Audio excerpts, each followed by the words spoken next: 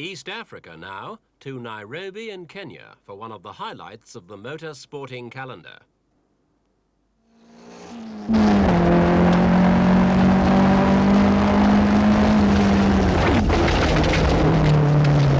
East African Safari Rally, a 5-day speed event. Man and machine, when it's anyone's guess which will break first. Giant backyard.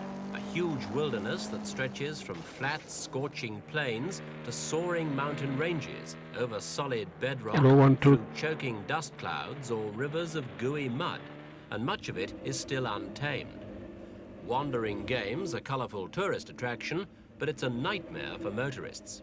All this, the conditions, the country, and the sheer size of the challenge make the safari a sporting phenomenon. Safari country is also a mammoth test for manufacturers. Motorists here demand toughness in their transport, so the car which proves its reliability with a safari win can be sure of the lion's share when it comes to sales. The lure of publicity and profit brought many of the major teams to Nairobi for Easter. 65 countries, including local African heroes, the top professionals from Scandinavia and Europe. Big companies like Salt, each with a travelling backup circus of mechanics to follow their crews across the bush, while the poorer locals offset that advantage with their priceless experience of the Kenyan terrain. For all, it's a masochistic experience, but one with a special magic, especially for the old hands. Among them, Sweden's Harry Shellstrom, who's competed in 5 previous safaris, once being placed second after a controversial dead heat.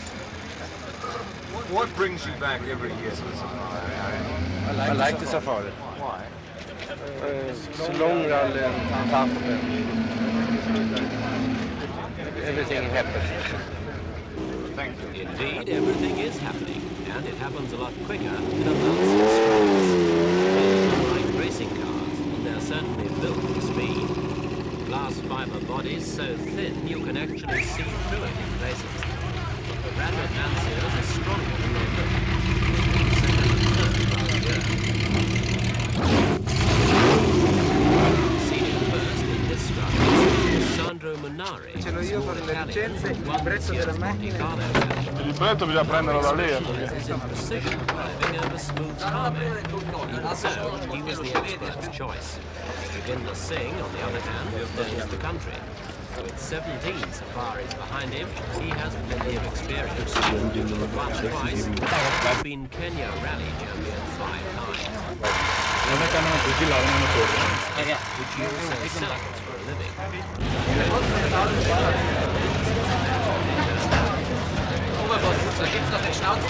Can you believe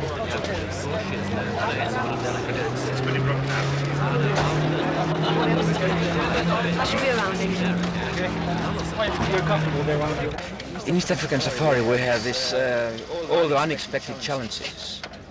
You can never tell exactly what's going to happen in the next minute. You see, we have a grill in front of the car.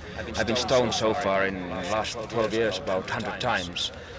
That's why we have the grill. Well, we don't like the stone throwing. But then, on the contrary, we have this nice winding road, beautiful surface, and of course, occasionally mud baths.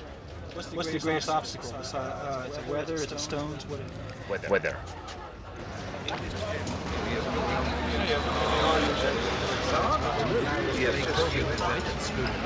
Where the cars are checked to see they comply with the organizer's regulations.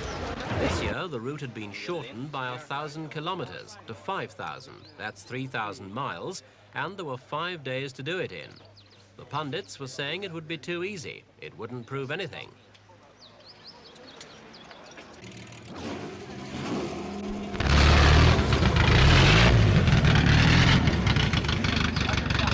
The Kenyatta Conference Center was alive with enthusiasts, eager to snatch a glimpse of their heroes at the start. They were speculating about the weather. If it stayed dry, Bjorn Valdegaard, Munari and Vic Preston Jr. would be uncatchable in the powerful Lanciers.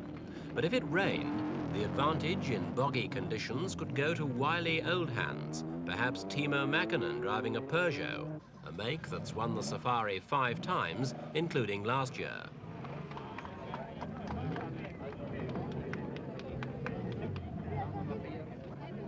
The Colt Lancer, made by the huge Japanese conglomerate Mitsubishi, is a newer breed, but it won the manufacturer's prize last year, and if Joginder's chosen to drive it, it must be tough enough to stay the course.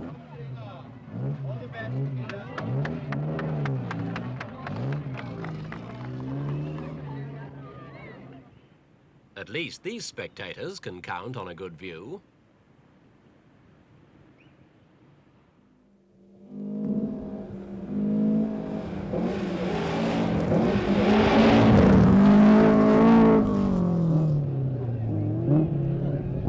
The safari route split into 3 loops, each leg starting and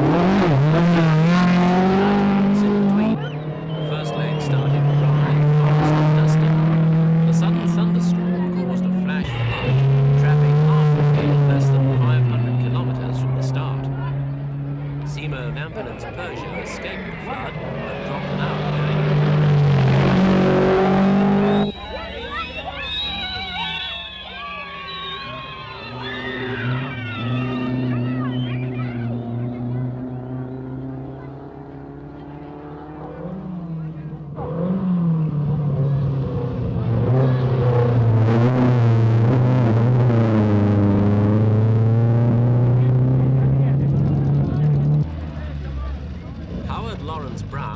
In at a Datsun service point as the rally takes its toll. Well into the first leg, Timo Mäkinen had plunged his Peugeot into a swollen river, handing the lead to Shaker Mehta in a Datsun 710. The much-fancied Lanciers had also been hard hit. Munari blew his engine trying to make up time after being bogged down, and the car of his teammate Valdegar lasted only 2 hours into the rally.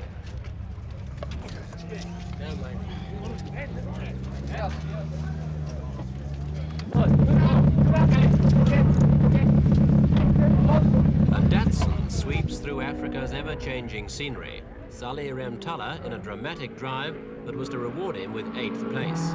But not before he'd accidentally rammed the back of Andrew Cowan and Johnston Sire, a veteran Scottish crew. The impact broke several of Sire's ribs, but he refused to retire.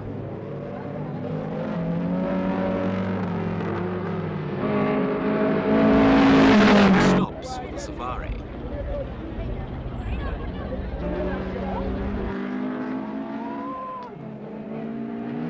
Cowan and Sire, with their Colt Lancer, showing no sign of the accident.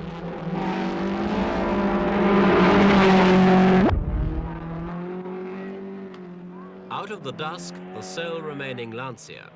Driver Vic Preston Jr. had finished only 1 out of 6 previous safaris, though that time he did come home 3rd.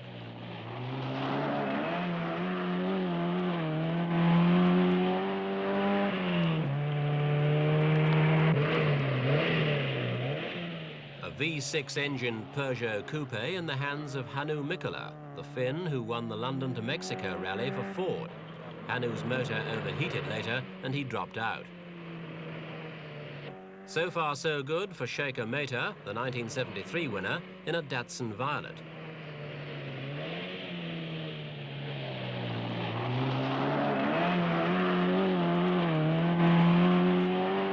Shallstrom pulling out all the stops. Already the Datsun's gearbox and clutch had been changed by a service crew.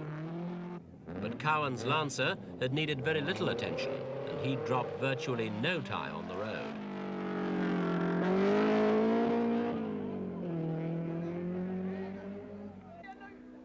Mehta takes a pounding, and the car's valve gear is close to giving up the ghost.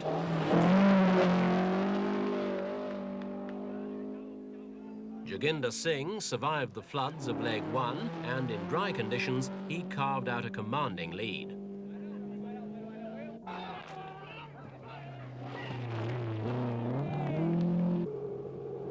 The lone Lancia waves the Italian flag, but the best they managed this year was 12th. While the Peugeot of Timo Lampinen soldiered on to 5th place. The Opel of German rally champion Walter Rohl.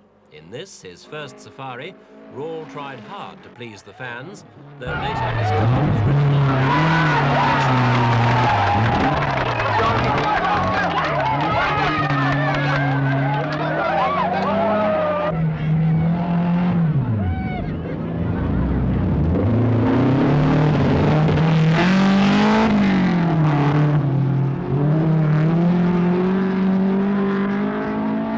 Shellstrom nurses the sick Datsun towards 7th place and first Datsun home.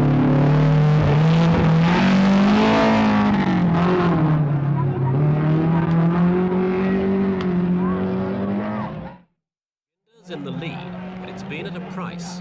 The spectator he collided with at 100 miles an hour has died. His chief mechanic was also killed in an accident, clouding Joginder's achievement with tragedy. Cowan and his courageous co-driver Sire roll in first at Nairobi and take 3rd place for the Colt Lancer team, 45 minutes behind Joginder.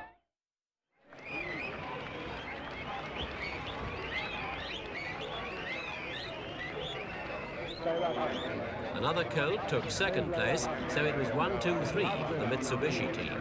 In fact, Japanese cars took 6 out of the first 8 places, split only by French Per. For Joginder Singh, the rally was a personal triumph. He's the first driver to win the Safari 3 times. For Mitsubishi, it meant the team prize was 17 finishes, the Safari